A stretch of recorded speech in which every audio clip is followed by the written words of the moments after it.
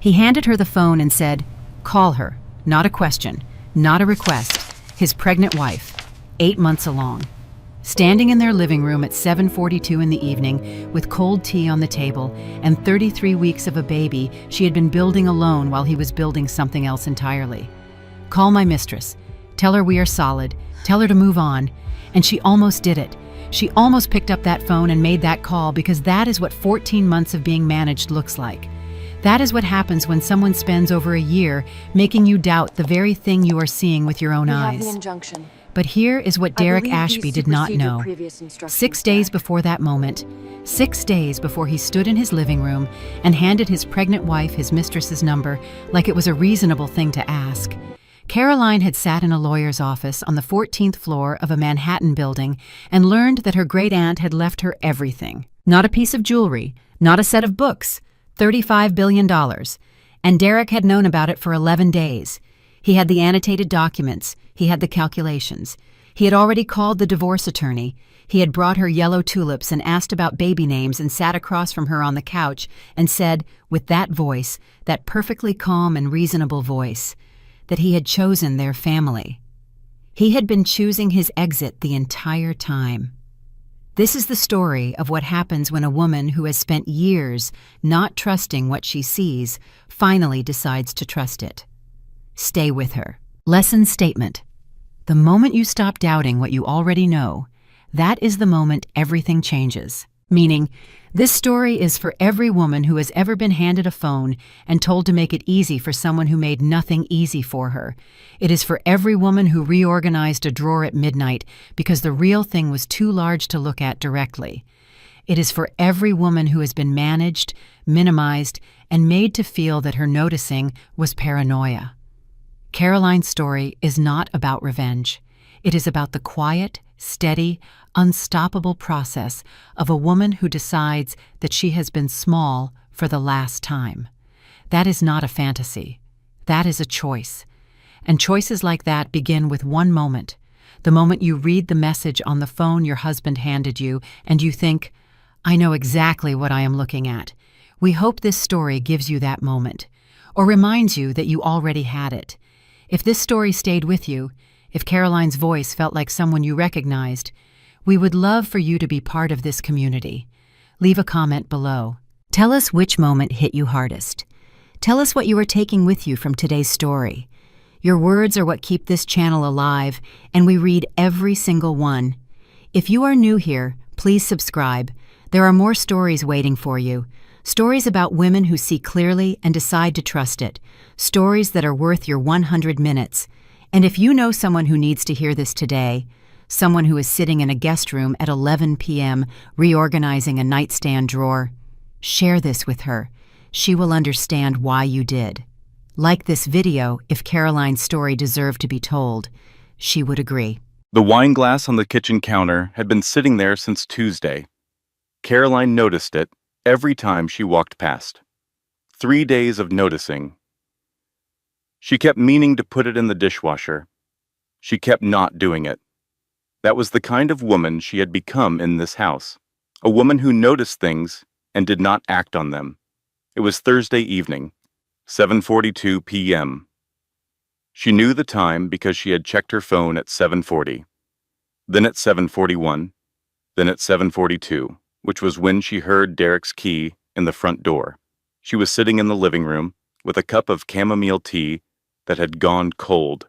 She picked it up anyway, took a sip, set it back down on the coffee table.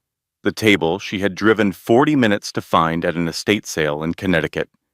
The table Derek had said was too small when she brought it home, and then never mentioned again, because he had been right that it was too small, and she had kept it anyway. She was 33 weeks pregnant. The baby shifted as Derek came through the door. A slow roll, like the baby was turning over in sleep. Caroline put one hand on her stomach and waited. Derek did not say hello when he walked in. He did not ask how she felt, or whether she had eaten, or whether the baby had been moving. He set his keys on the hall table and came into the living room and sat down in the armchair across from her, and he looked at her with an expression she had seen before but never been able to name. She could name it now. It was the expression of a man who had already decided something. "I need you to call Simone," Derek said. Caroline looked at him. "Simone," she said. "She's been calling me," Derek said. "She's gotten emotional. She needs to hear from you directly that everything is settled." His voice was calm, extraordinarily calm, the voice of someone explaining a logistics problem, a scheduling conflict, a minor inconvenience that needed to be managed before the weekend. Caroline set down her cold tea very carefully. "Simone Holt," she said. "Yes." "Your project manager?" "Yes." She looked at him for a long moment. The living room was quiet. Outside, a car passed on the street. The sound faded. The room was quiet again. "What would she need settled?" Caroline said.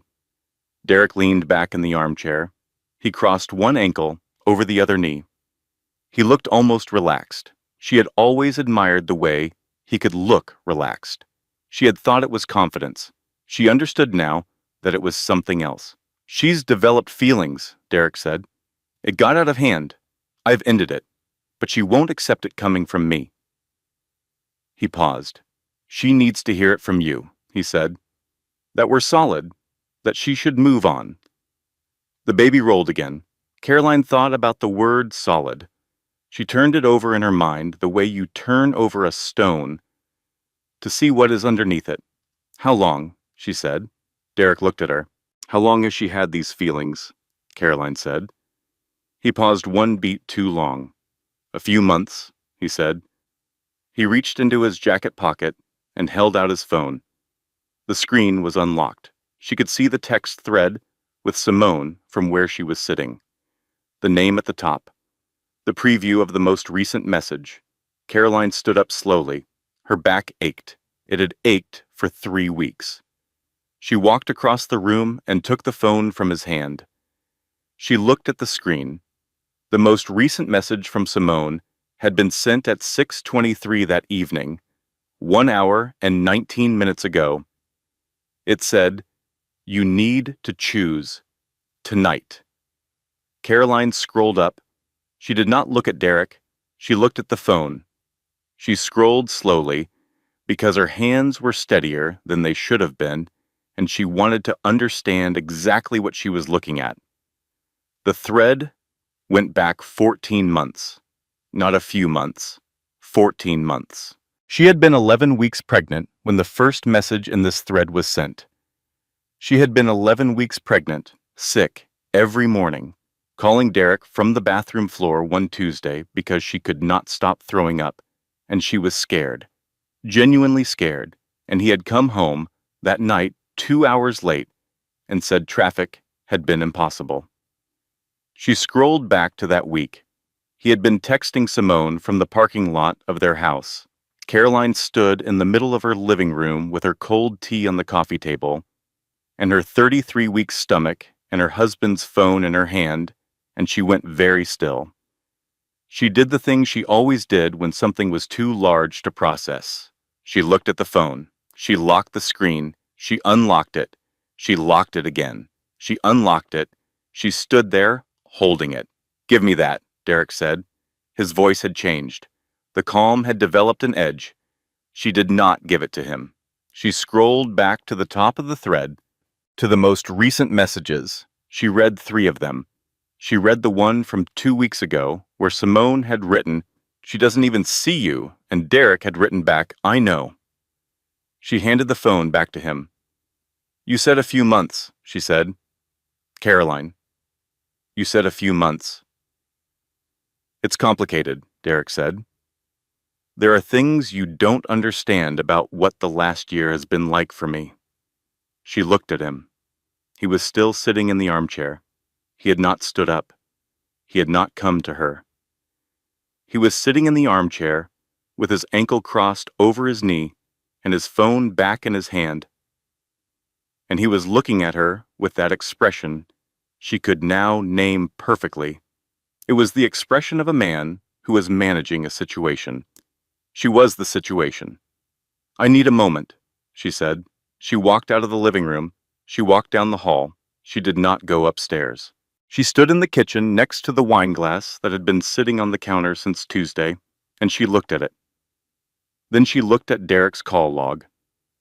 She had not given the phone back before she had seen it.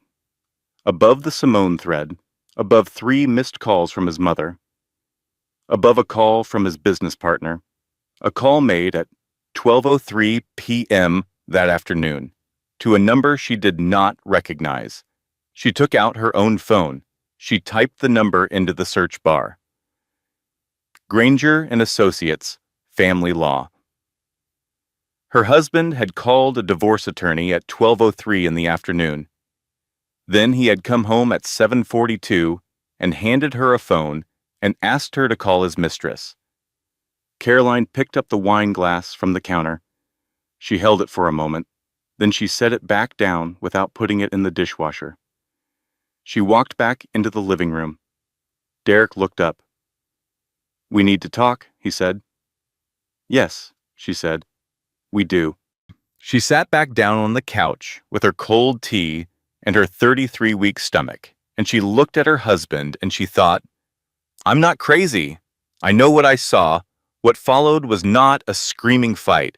That was what she would think about later, in the days and weeks after.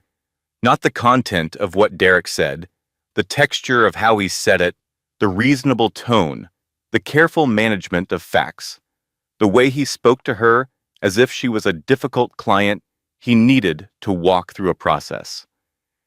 The affair had begun 14 months ago. He used the word connection. He said it had started as a connection. He said Simone understood certain things about his work pressures that were hard to explain at home. He said he had not planned for it to become what it became. He did not say what it became. Caroline asked, "Does she know about the baby?" Derek paused. 1 beat, 2 beats. "Yes," he said. "She knew I was pregnant," Caroline said. "Yes." "She knew, and she kept texting you." Caroline. "And you kept texting back." "I know how this sounds," Derek said. "I know. But I need you to hear me when I tell you it's over. I ended it. That is why she is upset. I chose us. I chose this family." He gestured at her stomach when he said this family. She looked at his hand. She looked at the wedding ring on his hand. She thought about the word chose. She thought about what choosing looked like, whether choosing looked like calling a divorce attorney at noon and then coming home at 7:42. "I saw your call log," she said. His face changed. "I saw the call to Granger and Associates," she said. "Family law." The reasonable expression did not disappear. It shifted. Recalibrated. She watched it happen. She had seen this 100 times and thought it was composure. It was calculation. "That was a consultation," he said. "That was me trying to understand our options. That was not a decision." "You called them before you came home," she said. "Before you talked to me." "I needed information," he said. "I needed to understand. You needed to understand our options," she said. "Before I knew there was a situation." He was quiet. "You were going to manage this," Caroline said. "You were going to manage me. That is not what I was doing. You handed me your mistress's phone number and asked me to call her," Caroline said. "While I am 8 months pregnant, while you had spent the afternoon talking to a divorce attorney, and you would like me to believe that is not management." Her voice was steady. She did not know where steady had come from. She had been falling for the last 40 minutes, but her voice was absolutely steady. Derek leaned forward. He put his elbows on his knees. He looked at her with an expression that was trying very hard to be sincere. "I love you," he said. "I made a terrible mistake. Multiple mistakes. And I want to fix this. I want to fix this family before our child gets here." She looked at him for a long time. Outside, another car passed on the street. The sound faded. "I need to sleep," she said. She stood up. She picked up her cold tea. She carried it to the kitchen and poured it down the drain. She put the cup in the dishwasher. She picked up the wine glass from the counter and put that in the dishwasher too. She went upstairs. She did not sleep in their bedroom. The guest room smelled like cedar. Caroline had put cedar sachets in all the closets the spring before. She had read somewhere that cedar kept moths away. She had done it while Derek was at a conference in Chicago. She had done it on a Saturday afternoon in April while listening to a podcast and feeling quietly pleased with herself, and Derek had come home and not noticed. She sat on the edge of the guest room bed at 11 p.m. 3 texts from Petra had arrived while she was upstairs. Call me.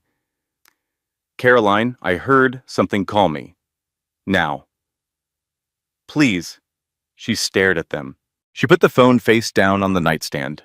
She was not ready to say it out loud. When you said something out loud, it became a different kind of real, the kind of real that other people could touch. She opened the nightstand drawer. There was a lip balm in it, a phone charger she had put there for guests who forgot theirs, 2 hair ties, a book she had been meaning to read for 6 months. She took everything out. She put it back in a different order: charger, hair ties, lip balm, book. She looked at it. Then she moved the book to the other side. She sat back down on the edge of the bed. Derek was on the phone downstairs. She could hear the murmur of his voice through the floor. Not the words, just the rhythm, controlled, careful, the voice of someone managing a situation. She wondered who he was calling. She pressed her palms flat on the bedspread. The baby moved. A slow push against her ribs, the way the baby always pushed at night, like a small creature testing the walls of the room it was in. Hi, Caroline said quietly. I know. She sat there for a moment with her hands on her stomach. Then she picked up her phone. Not to call Petra. She called Miles Calloway. 6 days ago, Caroline had sat in a leather chair in Miles Calloway's office in Midtown Manhattan and learned that she was the sole heir to the Bancroft Weston estate. She had expected something small, something sentimental. Harriet Weston had been her mother's aunt, a woman in her mid-70s who lived in a large, quiet house in Connecticut and kept a garden and collected first-edition novels and called Caroline every Sunday evening for as long as Caroline could remember. Harriet had no children of her own. She had been married once, briefly, to a man named George Weston, who had died in 1991. Everyone assumed the money was his. Everyone assumed the estate was his. Everyone assumed that after his death, Harriet had lived carefully on what remained. Everyone had assumed wrong. Miles Calloway had walked her through it slowly. The Bancroft Family Trust, established in 1944 by Harriet's father, had passed in its entirety to Harriet upon the death of her younger brother in 2006. The trust held real estate in 7 states, private equity stakes in 14 companies, and a 41% controlling share in Bancroft Industrial, a manufacturing and infrastructure conglomerate that Harriet had quietly managed from her Connecticut garden for 17 years. The current assessed value of the full estate was $35.2 billion. Miles had offered her water twice during the reading. She had said yes both times and not drunk either glass. At the end, he had said, "Your great-aunt was a careful woman, Mrs. Ashby. She was careful about what she built, and she was careful about who she trusted with it." Caroline had asked if she could have a moment alone. Miles had stepped out. She had sat in the leather chair in the quiet office on the 14th floor and looked out the window at the city and thought about Harriet, about Sunday phone calls, about the garden in Connecticut, about a woman who had held $35 billion and talked about her tomatoes. She had sat there for 12 minutes. Then she had thanked Miles, taken the folder of documents he prepared for her, driven home, made pasta, and not said a word to Derek. She had been waiting for the right moment. Now, sitting on the guest room bed at 11:14 p.m., she listened to Miles's phone ring. He answered on the second ring. "Mrs. Ashby," he said. He sounded awake, as if he had been waiting. "I'm sorry for the hour," she said. "Not at all," he said. "I was going to call you tomorrow. Something has come up." She waited. One of the secondary asset custodians became aware of the estate transfer earlier today, Miles said carefully. They made contact with a family attorney. Not your husband's attorney. His mother's attorney. Caroline was very still. They were inquiring about the status of any marital claims on the estate, Miles said. How would they know to call her attorney? Caroline said. Miles was quiet for a moment. The probate filing has been publicly accessible for 11 days, he said. Mrs. Ashby, it is possible that someone in your household became aware of the estate before you told them. She closed her eyes. How possible? She said. The filing includes your full name and the estate value, Miles said. It was searchable. Anyone looking for it would have found it. How long? She said. From the date it became searchable. 11 days, Miles said again. Caroline opened her eyes. 11 days ago, Derek had come home from a business trip to Philadelphia. He had been quiet at dinner. She had asked if something was wrong, and he had said he was tired. She had done the dishes while he sat at his laptop in the kitchen. She had thought nothing of it. 11 days ago. She thought about the annotated document she had not yet found but would find in 3 hours when she could not sleep, and went into his home office and opened the drawer of his desk. She did not know about that document yet, but she knew about the attorney call at noon. She knew about 14 months of texts. She knew about the way Derek had looked at her when he came home. The expression she could now name. He had known. He had known about the $35 billion, and he had come home and handed her his mistress's phone number. Miles, she said. Yes. What do I need to do? There was a pause, and then Miles Calloway, who had been a careful and measured man in every interaction she had ever had with him, said, First, do not tell your husband anything. Not yet. Second, come to my office tomorrow. Bring the folder I gave you. And third, another pause. Get some sleep if you can. All right, she said. Miss Ashby, Miles said, your great-aunt built those provisions carefully. The estate is protected, but we need to move quickly. I understand, she said. She ended the call. She put the phone down on the nightstand. She sat on the edge of the guest room bed in the cedar smelling room, and she looked at the wall, and she thought, he never once asked what Harriet left me. Not once. He came home that evening and talked about his project timelines for 40 minutes. The baby pushed against her ribs. I know, she said again. She lay down on top of the covers without changing her clothes. She stared at the ceiling. At 12:41 a.m., she was still staring at the ceiling. At 12:42 a.m., she got up and went into Derek's home office. The desk drawer was unlocked. Inside it, tucked beneath a Bancroft Industrial Annual Report, the company's name in clean type on the cover, the company that was now 41% hers, was a printed document. She pulled it out. It was the probate filing summary. It had Derek's handwriting on it. In the margin next to the estate value, circled in blue pen, were the words pre-nup gap. Below that, a calculation, numbers, her name, the date of their marriage, a question mark. Below that, a phone number she recognized, Granger and Associates. Her husband had been doing math on her inheritance for 11 days. He had called a divorce attorney. He had handed her the phone. He never loved me, she thought. He loved the idea of what I might become. She stood in his office for a long time holding the paper. Then she took a photo of it with her phone. She put the document back in the drawer. She went back to the guest room. She lay back down. At 3:47 a.m., she finally slept. She found the bath by accident. At 1 in the morning, 2 nights after the phone call, she could not stay in the guest room any longer.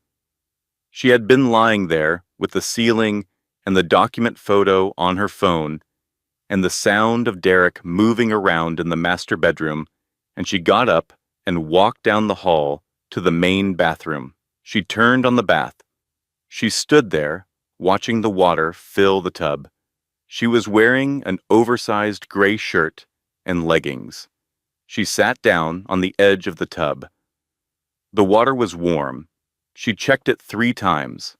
Not hot. 33 weeks. You were not supposed to have it too hot. She lowered herself in, shirt and all. The warm water came up around her. She sat there, fully clothed for a moment. Then she peeled the shirt off. She set it on the side of the tub. She sat in the warm water with her eyes closed. The baby moved. She put both hands on her stomach and waited. The baby pushed back against her palms. The way the baby always did. Like a conversation. "I know," she said quietly. "I'm working on it." She did not cry. She sat in the water and breathed. The bathroom was quiet. The only sound was the faint drip of the tap. She had been meaning to fix that drip for 4 months. She had asked Derek twice. He had said he would call someone. She thought about the drip. She thought about the estate sale table. That was too small. She thought about the cedar sachets Derek had not noticed. She thought about 11 days, 11 days. She had spent those 11 days being a pregnant woman in her 3rd trimester in the home of a man who had been running calculations on her inheritance. She went back through every day. Day 1. He came back from Philadelphia, quiet at dinner, tired, he said. Day 2. He worked late. She made chicken soupen and left a plate for him in the refrigerator. She was asleep when he came in. She heard him in the kitchen at 10 p.m., the sound of the microwave, and thought, at least he's eating. Day 3. A Sunday. They had brunch together. He asked about her appointment with Dr. Crown. She told him about the baby's position, how the doctor thought she might turn. He nodded. He was on his phone twice during brunch. She thought it was work. Day 4. She called her mother. She did not call about the inheritance because she was still processing it herself. She talked about the nursery colors, soft yellow or soft green. She had not decided. Day 5. He came home at 7. He was different, almost warm. He brought her flowers, tulips, yellow ones, her favorite. He sat with her on the couch and asked about names, and she said she had been thinking about Eleanor, and he said it was beautiful. She had thought that was a turning point. She understood now what it was. It was management. He was buying time. He was buying warmth while his attorney's number sat circled in the margin of a document in his desk drawer. He had brought her yellow tulips while running a calculation on her $35 billion. She sat in the bath and felt the grief of it move through her, not like a wave, like a tide, slow and total, and pulling everything with it. The good memories were the worst part.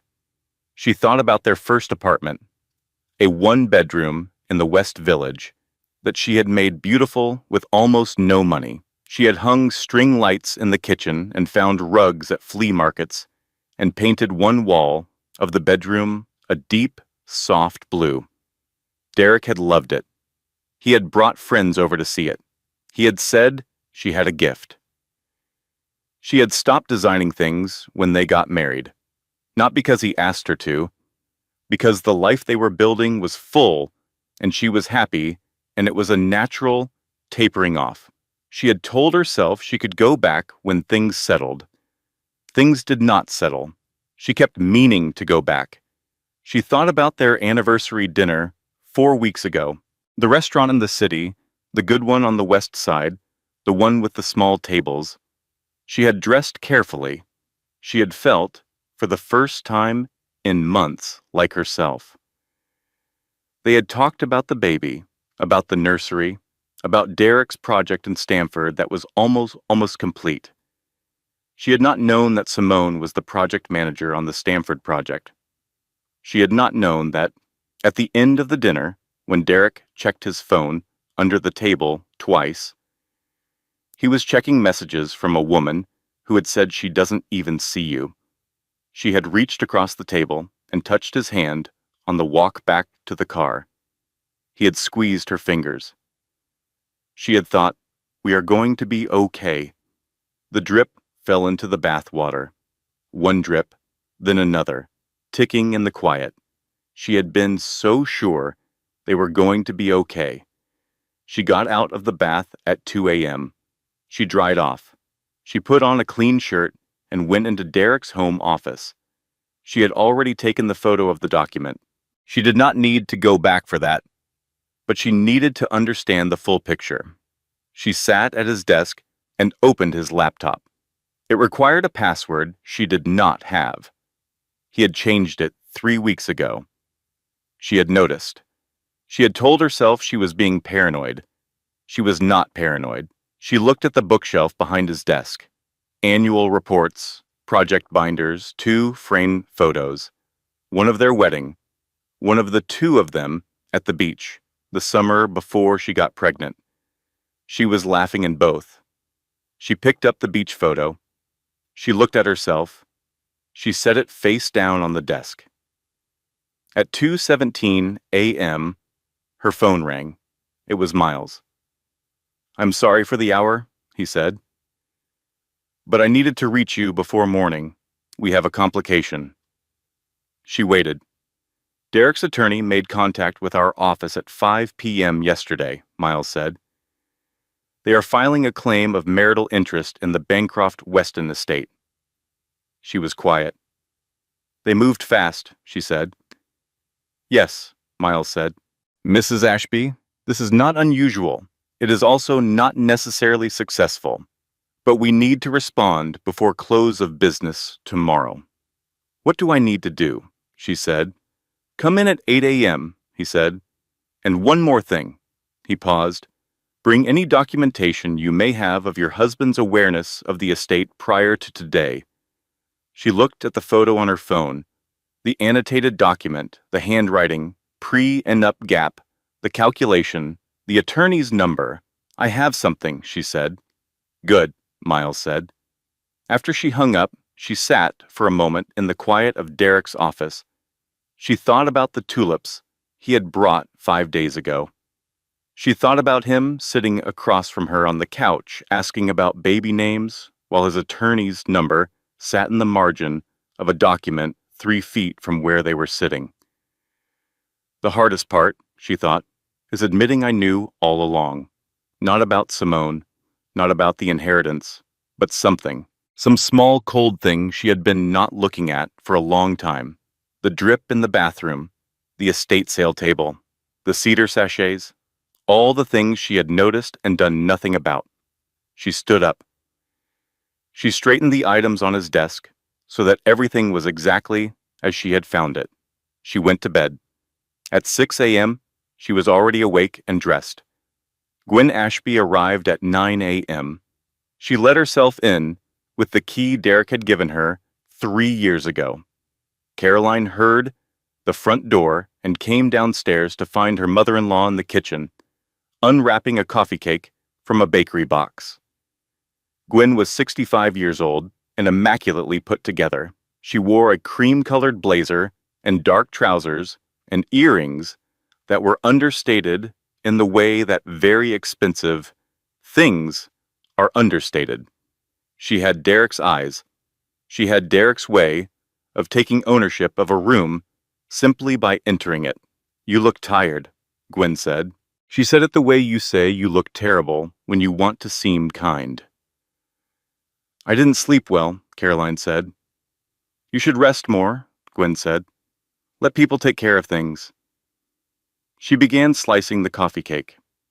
Caroline stood on the other side of the kitchen island and watched her mother-in-law work.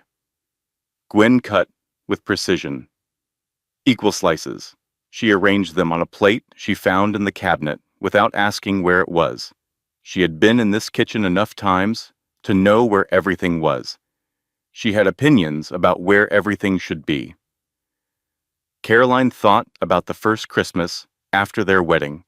Gwen had rearranged Caroline's kitchen while she was visiting. She had not asked. She had simply moved things to where she thought they made more sense. Caroline had come home to find the mugs in a different cabinet and the knives in a different drawer. She had moved them back. Gwen had moved them again on the next visit. They had never talked about it. Is Derek home? Gwen asked. He went to the office, Caroline said. She did not add, at 7 a.m. without speaking to me. Good, Gwen said. He has so much on his plate right now. She slid the plate of coffee, cake, across the island. Caroline did not take a piece.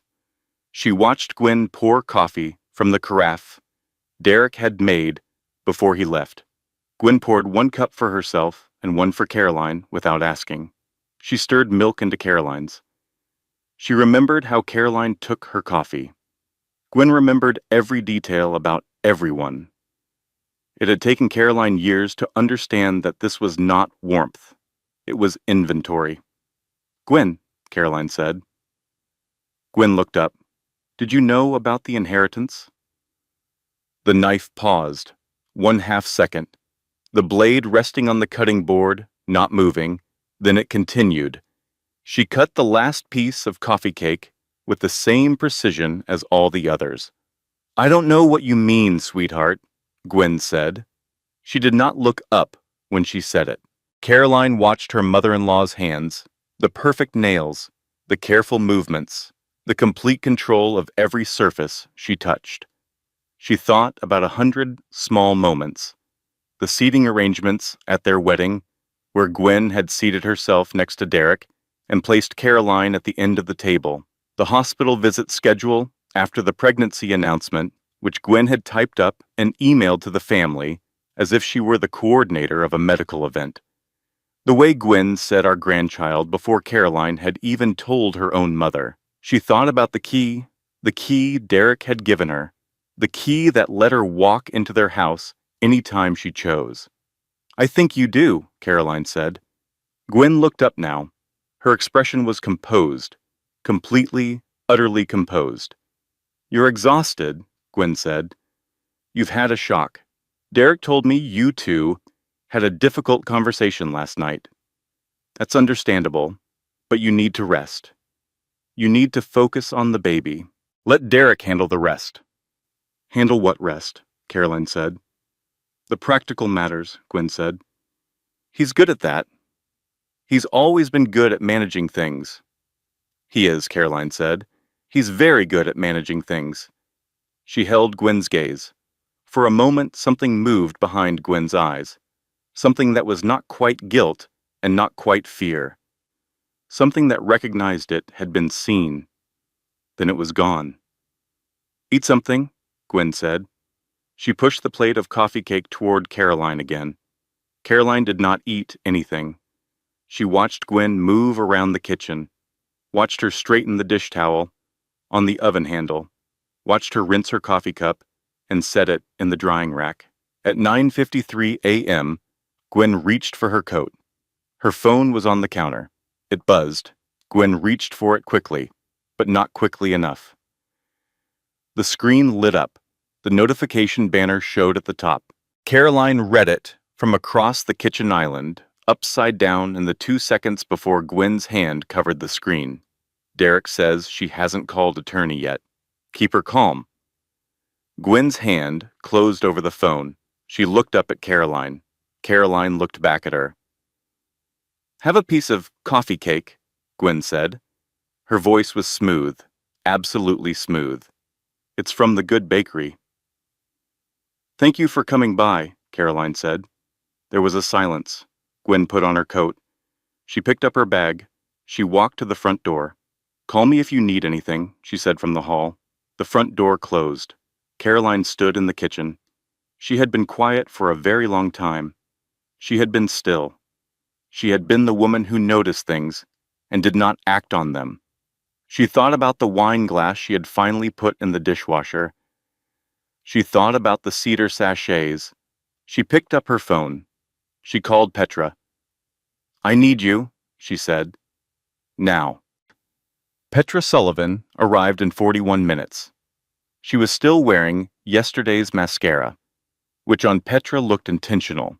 She had a large coffee in each hand. She set one in front of Caroline without a word and sat down at the kitchen table and looked at her. Petra had been Caroline's closest friend since graduate school. She worked in financial compliance at a firm in the city. She was direct in the way that people are direct when they have run out of patience for indirectness. She had opinions about everything and stated most of them. She had been uncharacteristically quiet about Derek for 3 years. Carolyn sat down across from her and told her everything.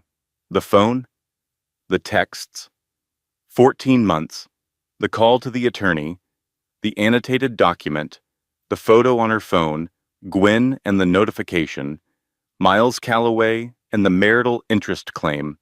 She told it in order, without stopping, without her voice breaking.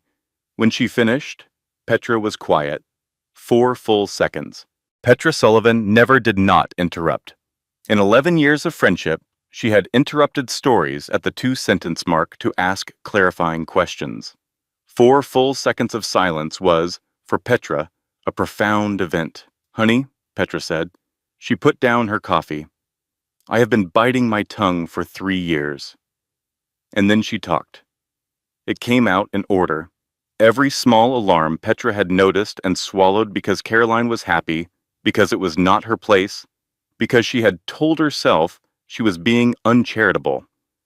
The way Derek talked over Caroline at dinner parties, not loudly, not rudely, just smoothly, just finishing her sentences, or redirecting the conversation, or answering questions that people had directed at Caroline.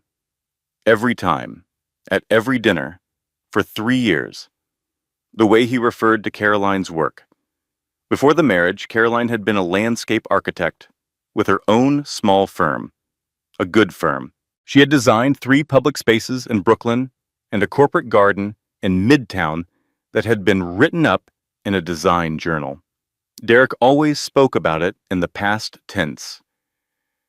Caroline used to do landscape work as if she had retired from a hobby, as if it were something that had happened to her rather than something she had built. The way he said we decided about things Caroline had decided alone. The table from Connecticut, the colors in the nursery, the name they had been considering. We decided. His voice on those words, comfortable, easy. The confidence of a man claiming ownership of someone else's choices. He never saw you, Petra said. He saw a woman who was capable and competent and who would manage the life around him without needing much maintenance. He saw your potential usefulness. She said it without cruelty. She said it the way you say a true thing when you have been holding it for too long. Caroline laughed. It came out before she could stop it. A real laugh, short and sharp, the kind that surprises you. Then her eyes filled. Then she laughed again, which made it worse and somehow also better. Petra handed her a napkin. In the inheritance, Petra said. He's known 11 days, Caroline said. Petra was quiet for a moment. Show me the photo, she said. Caroline handed her phone across the table. Petra looked at the annotated document for 3 minutes. She was very still. She read it twice. She pinched to zoom on the margin notation. She read the calculation. She set the phone down. Caroline, she said. This is not just greed. She looked at her. This is a plan, Petra said. He was going to file first. File before you secured independent representation. Claim a marital interest in the estate before the transfer completed. Then move the assets before probate fully transferred. She paused. He was going to steal your inheritance before you knew you had it. The kitchen was very quiet. He's already filed the marital interest claim, Caroline said. Miles told me at 2 this morning. Of course he did, Petra said. She looked at the clock on the kitchen wall. What time is your appointment with Miles? 8 a.m., Caroline said. It's 10:15, Petra said. You missed it. I called and rescheduled, Caroline said. 2 p.m. Petra looked at her for a moment. All right, she said. Then we have time. She pulled her own phone out of her bag. I need to make 2 calls, she said. While you get dressed. Who are you calling? Caroline said. The first call is to a divorce attorney named Vivian Chase, Petra said. She is the best in Westchester. She is meticulous and relentless, and she makes opposing counsel feel outclassed without raising her voice. And the second call, Caroline said, the second call is to tell my office I will not be in today, Petra said. Or possibly tomorrow. She was already dialing. Caroline went upstairs to get dressed. They drove to Miles Calloway's office in the city at 1 p.m. Caroline sat in the passenger seat with the folder Miles had given her 6 days ago. The folder that held the documents for $35.2 billion. She had kept it in the back of the guest room closet behind a stack of folded blankets. She held it in her lap now. She thought about Harriet calling her every Sunday evening. Harriet asking about her week, her work, her life, asking the kinds of questions that made you feel that your answers mattered. Harriet, who had called after the pregnancy announcement and cried quietly on the phone and said, I'm so happy. You are going to be such a wonderful mother. She had not known then that Harriet was already sick. Harriet had not told her until March. By April she was gone. Caroline pressed the folder in her lap. I'm trying, she thought toward Harriet. I'm trying to be careful. They pulled into the parking garage beneath Miles's building at 1:58 p.m. They were walking through the lobby when the elevator doors opened and Derek walked out. He was with a man in a dark suit that Caroline did not recognize. His attorney, she understood. They were leaving. They had just been in this building. The 4 of them stood in the marble lobby. The silence lasted approximately 6 seconds. Derek's face went through 3 stages. The first was surprise, genuine surprise, a crack in the composure. The second was calculation, rapid and visible. His eyes moving between Caroline and Petra and the folder in Caroline's hands. The third was a careful reassembly, the reasonable expression back in place like a mask being lifted. Caroline, he said, we should talk. She looked at him. She thought about the annotated document, the yellow tulips, the cold tea. She thought about 14 months of texts and the word chose and the way he had gestured at her stomach when he said this, family. We will, she said, through our attorneys. She walked past him. She walked toward the elevator with Petra beside her and the folder in her hands, and she did not look back. She heard him say her name again behind her. She pressed the elevator button. The doors opened. She stepped inside. The doors closed. Petra looked at her. Vivian Chase has a 2:30 opening, Petra said. After this. Good, Caroline said. She checked into the hotel that evening. She could not go back to the house, not that night. She had gone back once, briefly, while Derek was still in the city and packed a bag, maternity clothes, her toiletries, the folder, her laptop, the book from the guest room nightstand she had been meaning to read for 6 months. She chose a hotel in White Plains, a good one. She was beginning to understand, a woman with resources. Those resources were not yet liquid. The transfer was not yet complete. But Miles had assured her that the credit line attached to the estate was accessible immediately for reasonable personal expenses. She stood at the hotel window at 9 p.m. The city lights were very bright. She was 33 weeks and 4 days pregnant, and she was standing in a hotel room with a bag she had packed in 10 minutes and a folder worth $35 billion. And she let herself feel it, all of it. She sat down on the edge of the bed. The grief arrived first, not anger, grief, for the marriage she thought she had, for the life she had built in good faith in a house with a too small table and cedar sachets and a dripping tap, for the man she had chosen and what she had made of that choice, for the years she had not designed anything, for the person she had been slowly, quietly, incrementally becoming in that house. The woman who noticed things and did not act on them. The woman who moved the books in the nightstand drawer at 11:30 p.m. The woman who said, "It's fine, I'm fine, we're fine," until it was so far from fine that it had become a different word entirely. She sat on the edge of the hotel bed. She thought about her daughter. 7 weeks. She had 7 weeks. She opened the phone. She typed into the search bar, "Can you lose custody if you leave marital home while pregnant?" She read half of the first result. She closed the browser. She sat there. She opened the browser again. She closed it. She called Miles. He answered on the second ring. "Mrs. Ashby," he said. "I left the house," she said. "I'm at a hotel. Did I make a mistake?" "No," he said immediately. "You have not done anything legally problematic. You have every right to temporary separate accommodation, especially given the circumstances." She breathed out. "The marital interest claim," she said. "Where does it stand?" "Vivian Chase filed a response at 4:30 p.m., Miles said. "The protective provisions your great-aunt built into the estate are doing exactly what they were designed to do.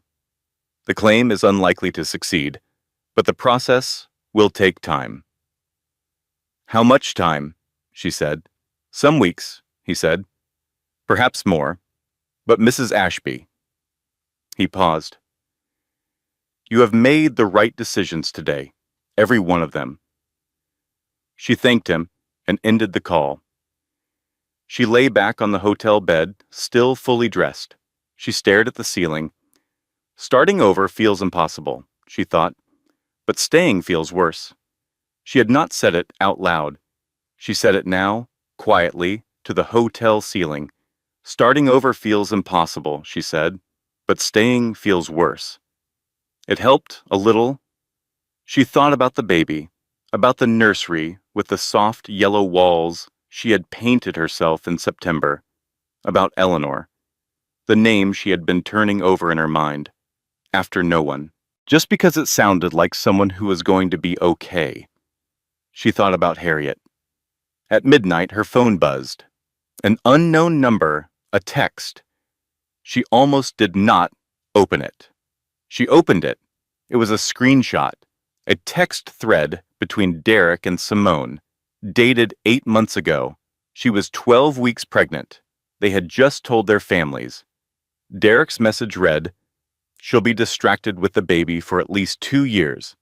That's our window. By the time she looks up, it'll already be done." Caroline sat up. She read it again. She read it a third time. Then she set the phone face down on the hotel bed and sat in the dark for a very long time. He had said it 8 months ago, while she was 12 weeks pregnant, while she was calling people on the phone and crying with happiness and painting the nursery walls and choosing between yellow and green. That's our window. She thought about that phrase, the calculation of it, the patience of it, the picture it made of her, a temporary obstacle, a distraction, a window of time to be used. She thought about the tulips. She picked up the phone. She looked at the screenshot again. She thought, This is the last time he will make me feel small. Not a question, a statement, the last time. She put the phone on the charger. She lay back down on the hotel bed. She closed her eyes. At 3 a.m., she was still awake. At 4 a.m., she slept. At 9 a.m., there was a knock at her hotel room door. She opened it. A woman stood in the hallway, 60 years old, broad-shouldered, with gray hair, cut short, and dark eyes that looked at you directly and did not look away. She wore a blue coat and sensible shoes. She was carrying a canvas bag and a look of complete purpose. "Mrs. Ashby," she said, "my name is Clara Brentwood. I worked for your great-aunt Harriet for 22 years. Caroline looked at her. "Miles Calloway sent you?" she said. "Yes," Clara said. "And Harriet sent me, in a manner of speaking?" Caroline opened the door wider. Clara came in. She set her canvas bag on the table by the window without being invited to. She took out a small electric kettle and a tin of tea and a white envelope. "Harriet left instructions," Clara said, "with Miles, to be opened in the event of marital difficulty." Caroline sat in the chair by the window. She watched Clara plug in the electric kettle and measure out tea with the efficiency of someone who had done this 10,000 times. She knew, Caroline said. It was not a question. She suspected, Clara said. She met Derek twice. She called me after the second time. She said, "That man is counting things." She paused. Harriet was good at reading people who counted things.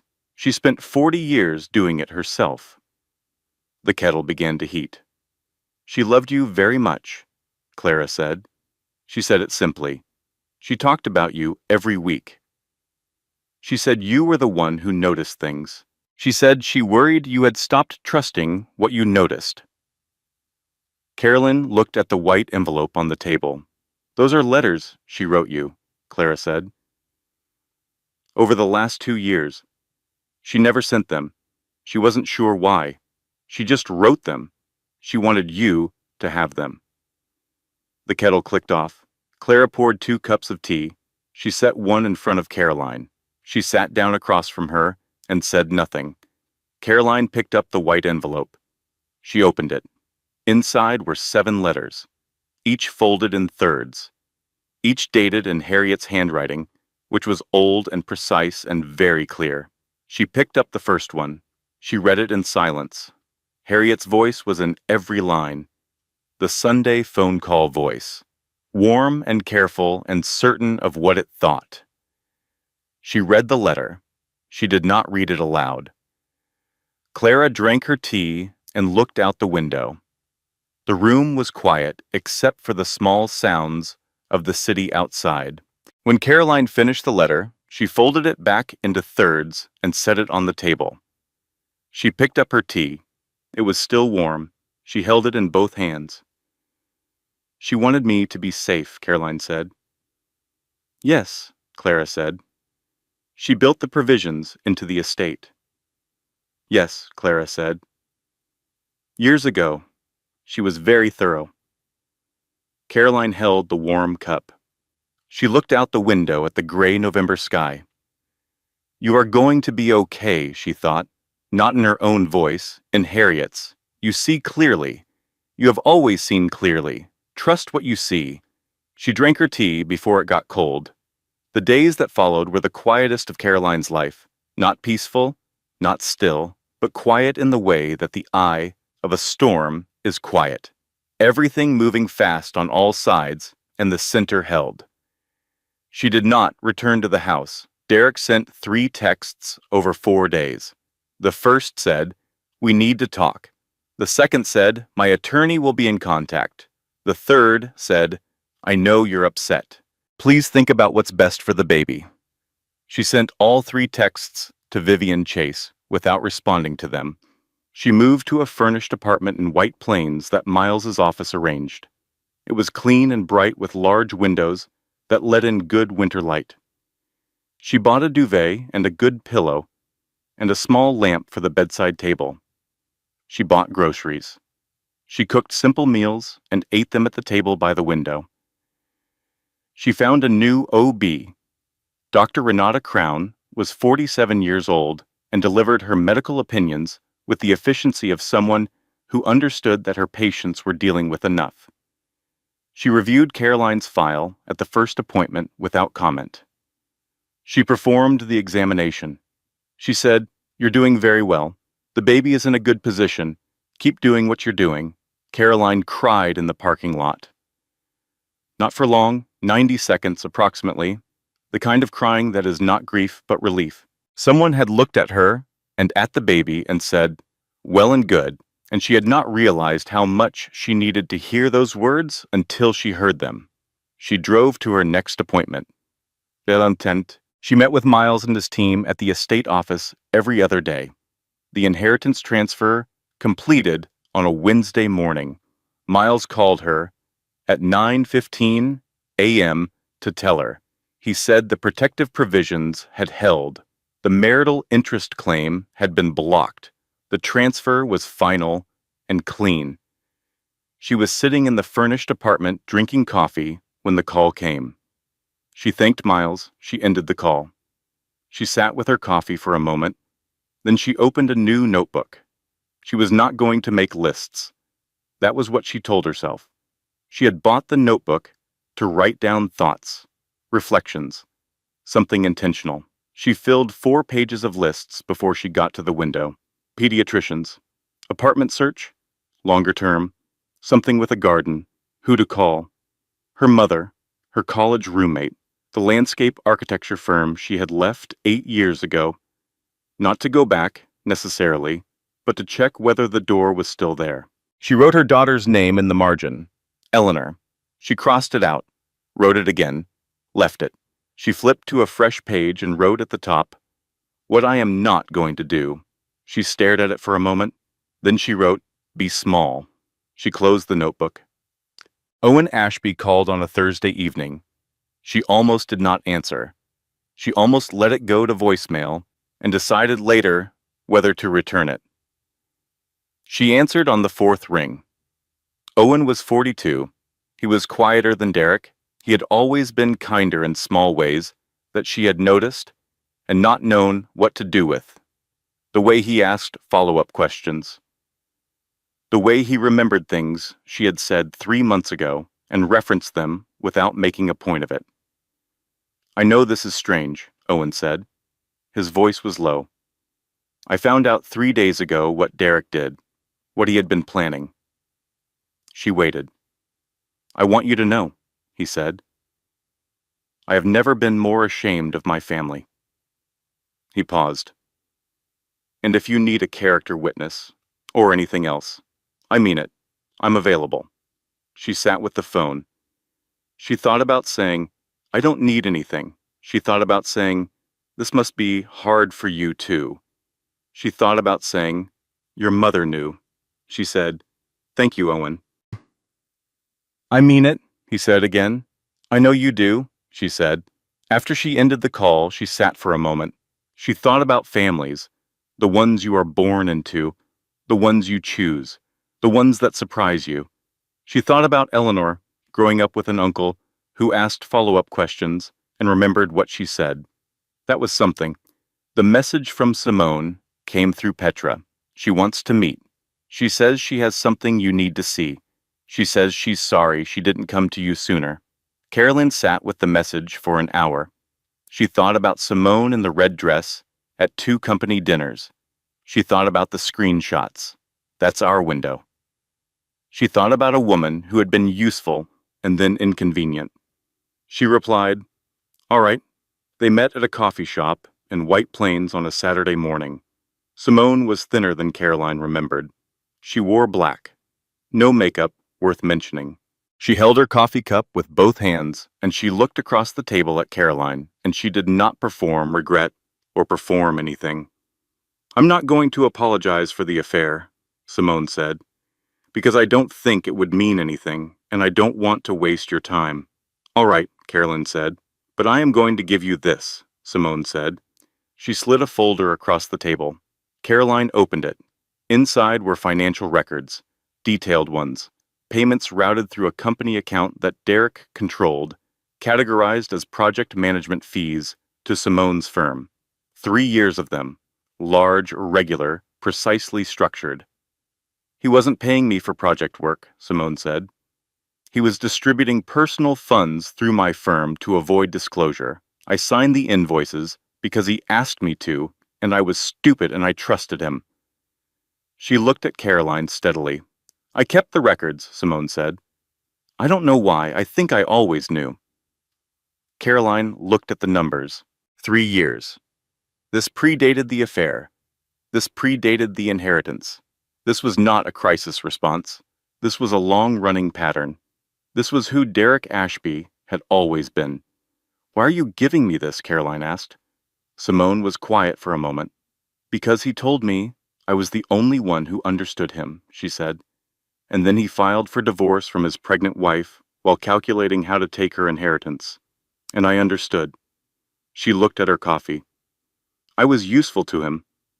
Then I was inconvenient. I know what that's like. She looked up. I think you should have everything, she said. Caroline looked at her. She thought about red dresses, and she doesn't even see you, and that's our window, and everything she had felt about this woman for 6 months. She thought about Harriet, who had been careful about who she trusted. She thought about what careful looked like. Thank you, Caroline said. She closed the folder. She put it in her bag. They finished their coffee. 6 weeks later. Caroline was 39 weeks pregnant. Her due date was 4 days away. She walked into a conference room on the 14th floor of Miles Calloway's building wearing a gray dress and comfortable shoes and carrying nothing but her phone. Vivian Chase was beside her. Miles was on her other side. The conference room had a long table and 8 chairs and a view of the city and a platter of untouched pastries in the center. It smelled like coffee. No one was drinking. Derek was already there. He sat across the table with a man in a dark suit and a woman Caroline recognized as his accountant. And at the end of the table, in a chair slightly apart from the others, was Gwen Ashby. Gwen was wearing cream again. She held her hands in her lap. Derek looked at Caroline when she came in. She looked back at him. She sat down. She folded her hands on the table. She thought, he looks tired. For the first time since the night in the living room, with the cold tea and the held-out phone, Derek Ashby looked genuinely tired. Vivian Chase opened the folder in front of her. She began. She did not raise her voice. She did not use dramatic pauses for effect. She stated facts with the calm efficiency of someone who had done this 100 times and did not need the performance of it. The financial irregularities from Simone's records. 3 years of payment structures that violated the terms of Derek's company's operating agreement, tax code provisions, and marital financial disclosure requirements. The annotated probate document, the handwriting, the calculation, the attorney's phone number in the margin, the 11-day timeline, the afternoon call to Granger and Associates, the marital interest claim filed within hours of that call, the text message from 8 months ago. That's our window. Derek's attorney interrupted twice. The first time, Vivian paused, looked at him, and then continued from the exact word where she had stopped. The second time, she did not pause at all. Caroline watched Derek's face while Vivian spoke. She had looked at that face across dinner tables and in morning light and in the dark of a room where she was pretending to be asleep. She knew every register of it. She watched it now. The calculation was there, the search for the angle, the rapid reassessment of the landscape. She had seen this 100 times and thought it was intelligence. It was survival. Derek was always calculating an exit, and she thought, with a clarity that surprised her, he was never actually present, not once. I was a variable in a calculation he was always running. I was never the person he was actually talking to. She felt the baby move. She pressed one hand briefly to her stomach under the table. Almost, she thought. Almost, Vivian concluded. The conference room was quiet. Derek's attorney said something about responding documentation and timelines. Vivian said something measured back. Miles made a note, and then Gwen Ashby, who had been silent in the chair at the end of the table for 45 minutes, spoke. She did not speak to Vivian. She did not speak to Miles. She did not speak to Caroline. She looked at her son. Derek, she said. Her voice was very quiet. Enough. He looked at her. Something passed between them, something that had history in it. The history of a mother and a son and all the years of what she had enabled and what she had told herself about it. Enough, she said again. Derek looked away. His attorney leaned toward him and began speaking quietly. Derek did not respond. The meeting wound down in the way these things do. Papers exchanged, schedules confirmed. The professional machinery of dissolution grinding forward. Caroline stood when it was over. She picked up her phone. She nodded to Miles. She walked toward the door. In the hallway, Derek caught up to her. His attorney was behind him. He stopped a few feet from her in the carpeted corridor outside the conference room. He looked at her. He looked the way people look when they have run out of calculations, when there is nothing left to manage, and the management was the thing they had been using instead of feeling. I made a mistake, he said. His voice was low. She had never heard his voice quite like that.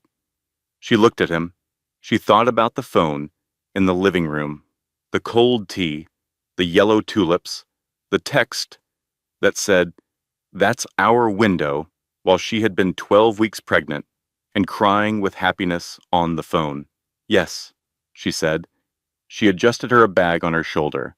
Several, she said. She walked toward the elevator. The doors opened when she pressed the button.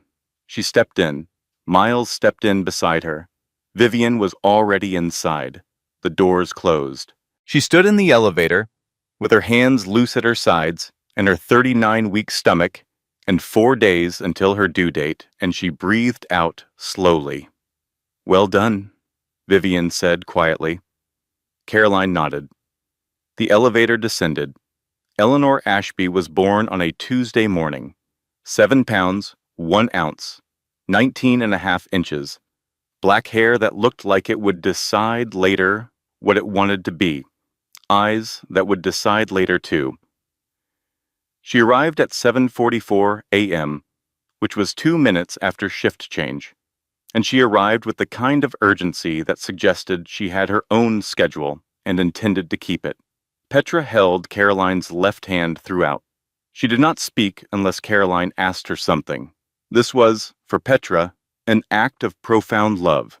Dr. Renata Crown and her team did their remarkable, ordinary work. The work that happens every day in hospitals across the country. The work that is routine for the people doing it and entirely transformative for the person it is happening to. When the nurse laid Eleanor on Caroline's chest, the room went very quiet. Caroline held her daughter. She looked at her. Eleanor was pink and wrinkled and furious about having arrived, and she smelled like something Caroline did not have words for, something ancient and clean and entirely her own. Caroline held her. She did not speak for a long moment. She looked at her daughter's face, the small, perfect, furious face, the way she squirmed, testing the dimensions of the world she was suddenly in. "Hi," Caroline said. Her voice came out rougher than expected. "Hi," she said again. "I'm your mom. I've been waiting." Eleanor did not respond in any way that could be described as meaningful. She scrunched her face. She moved her mouth. Caroline laughed. It was the laugh she had laughed in Petra's kitchen, the real one, the one that hurt a little and was also fine. And then she cried, not quietly, not gracefully. She held her daughter and cried the way you cry when you have been holding something very large for a very long time, and someone has finally, gently, taken some of it from you. Petra kept holding her hand. "Hi, Eleanor," Petra said from somewhere over Caroline's shoulder. "I'm Petra. I'm going to be extremely influential in your life, and your mother thinks—" "That's a fine idea." Caroline laughed again through the crying. She held her daughter. The next 3 months moved at a speed that was entirely unlike the speed of the previous 3. The furnished apartment had been a transitional space. She had known that going in. She found the brownstone in Brooklyn in January, 2 weeks after Eleanor was born, through a real estate contact of Miles's. It had a garden. She stood in the garden on a cold January morning with Eleanor in a carrier on her chest, and she looked at it. Overgrown, neglected, a good structure underneath, she could tell. The bones of something that had been beautiful and could be again. She said, "We'll take it." She bought it outright. She arranged the rooms carefully, the way she used to arrange rooms. She bought the furniture she wanted.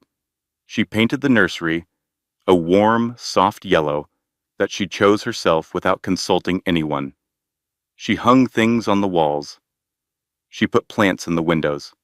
She came home to it every evening, and it was hers. Eleanor slept in the nursery and woke up in the night, and Caroline went to her and picked her up and walked the floor of the brownstone in the dark. And she was so tired sometimes that she could not think straight. And she was happy in a way that was very different from any happiness she had felt before. Quieter, more solid. She called her mother every Sunday evening. She called Miles twice a week. The legal proceedings moved forward on their schedule. Derek's financial irregularities had generated separate inquiries. His development firm had lost 2 significant contracts. He was living in a rental in Stamford. She did not track this obsessively.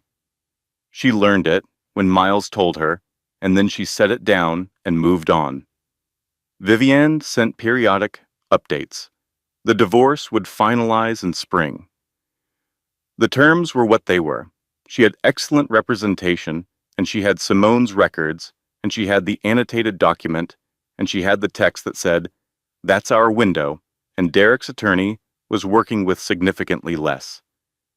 She did not think about Derek much. This surprised her. She had expected to think about him constantly. She had expected the resentment and the grief and the replaying of moments to occupy more space than it did. Instead, she thought about Eleanor. She thought about the garden. She thought about the 3 calls she had now taken from Bancroft Industrial's board of directors, who had discovered with visible surprise that Harriet Weston's heiress had a master's degree in environmental design and very clear opinions. She had, in the first call, mentioned her public space projects in Brooklyn. The second call had been longer. The third call had included a proposal. She had said she needed to think about it. She was thinking about it. She set up her drafting table in the second bedroom. She worked at it for 2 hours every day while Eleanor slept. The hours were not always productive. Sometimes she just sat at the table and looked at a blank page and let her mind move around the garden and what it wanted to be. That was how she had always worked. Before she stopped working, she was back. Owen came to dinner on a Wednesday in February. He arrived with flowers, not tulips, carnations, red and white, which were Eleanor's colors, he claimed, though Eleanor was too young to have colors yet. He sat at the dinner table and ate the pasta Caroline made, and he held Eleanor with the careful competence of a man who had practiced holding small people, and he talked to her seriously about the architecture of the brownstone, pointing out the crown molding and the window proportions. Eleanor regarded him with the same gravity she regarded everything. "She's very serious," Owen said. "She gets that from Harriet," Caroline said. She had not planned to say it. It came out easy and true. Owen smiled. "Tell me about her," he said, so she did. March came. The garden woke up slowly.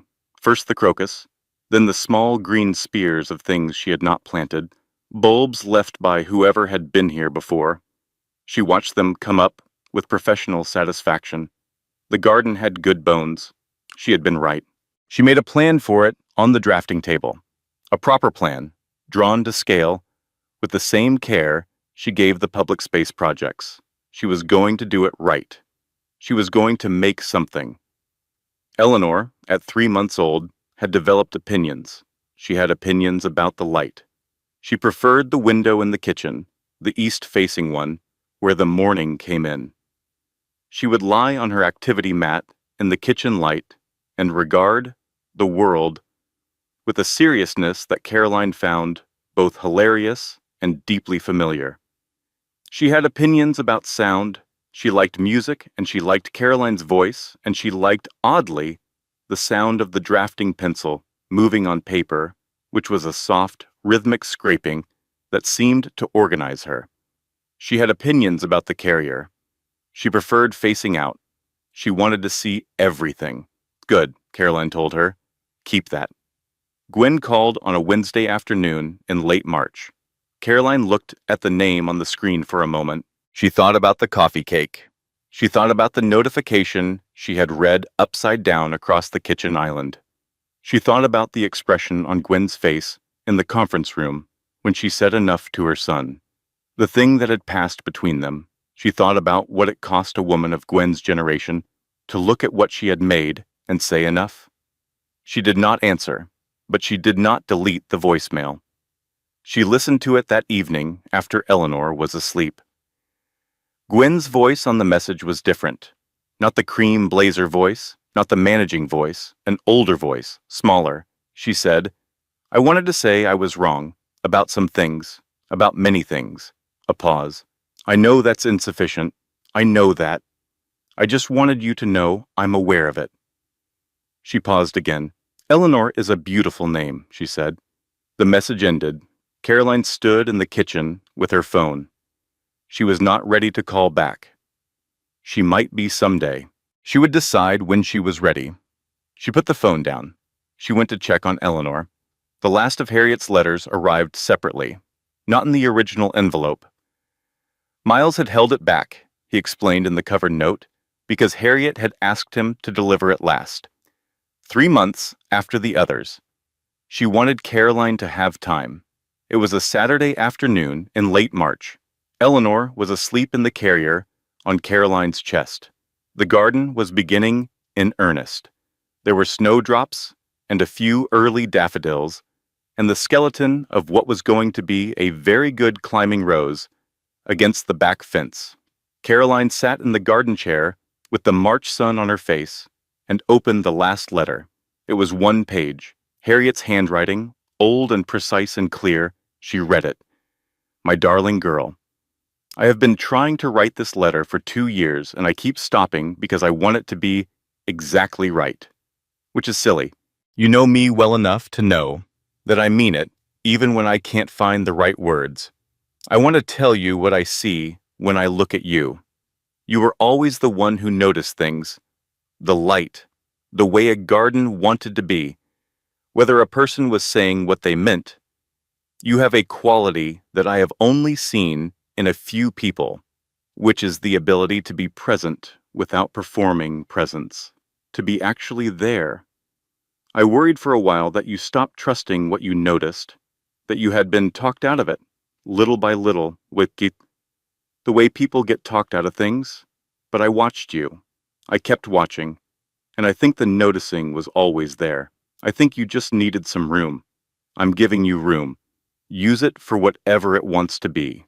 The work you love, the child you're going to raise, the garden you'll make somewhere, because you will. I know you will. Use it for Sunday mornings and good tea and the particular pleasure of a plan drawn carefully on paper. You see clearly. That is not nothing. That is everything. I love you. I have always loved you.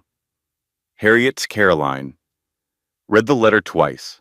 She folded it carefully back into thirds. She tucked it into the back of the notebook, behind 4 pages of lists, and the word Eleanor written in the margin twice. She sat in the garden. The sun was warm on her face. Eleanor was a warm weight on her chest, breathing in the slow, deep rhythm of infant sleep. She did not look at her phone. She did not think about Derek or Gwen or the conference room or the hotel or the guest room nightstand. She sat in her garden in the March sun with her daughter asleep on her chest, and she looked at the snowdrops coming up in the beds she had cleared, and the skeleton of the climbing rose against the back fence. She had a plan for it on the drafting table inside. She was going to make something good. That evening, she fed Eleanor and put her down for the night and made chamomile tea. She sat at the kitchen table by the east-facing window. She picked up the cup before it could get cold. She drank it. Outside the window, the last of the March light was going from the sky. Purple first, then gray, then the deep, particular blue of the hour before dark. She sat with her tea. She thought about Harriet, about Sunday phone calls and Connecticut gardens, and 47 years of careful management that everyone had attributed to someone else. She thought about what careful looked like, what it had made, what it had protected. She thought about Eleanor, asleep in the yellow nursery at the top of the stairs. She picked up the notebook. She turned to the page where she had written, "What I am not going to do." She read the single line, "Be small." She turned to a fresh page. She wrote at the top, "What I am going to do." She sat for a moment. Then she wrote, "See clearly." She looked at it. She wrote, "Trust it." She closed the notebook. She finished her tea. The kitchen was quiet. The brownstone was quiet. Outside, the city was doing its ordinary evening things. Traffic, and voices, and a dog barking 3 houses down, and then stopping. She sat in the quiet. She thought about what Harriet had written. "You see clearly, that is not nothing. That is everything." She had spent a long time being the woman who noticed things and did not act on them. She was not that woman anymore. She did not know exactly what she was becoming yet. She had a list, a garden plan, a drafting table, a baby who preferred the east window and wanted to face out. She had $35 billion and a board of directors who were beginning to understand what that meant. She had a lawyer named Vivian and a friend named Petra, and a brother-in-law named Owen who explained crown molding to infants and meant it. She had Eleanor. She had herself. She had room. She stood up from the kitchen table. She rinsed her cup. She put it in the drying rack. She turned off the kitchen light. She went upstairs. She looked in on Eleanor, who was asleep in the yellow nursery, with both fists curled up beside her ears, the way she always slept, as if she were ready for whatever came next. "Me too," Caroline said quietly. She went to bed. Outside, in the garden she was making, the daffodils were closed for the night. In the morning, they would open again. They always did. Closing editorial note: the content of this story, including its narrative, characters, emotional themes, and dramatic structure, was researched, constructed, and manually edited by our team with care and intention. Every detail was chosen to reflect experiences that are real, emotions that are human, and a truth that we believe matters: that women who have been underestimated carry more than the people underestimating them will ever know. Thank you for trusting us with your time.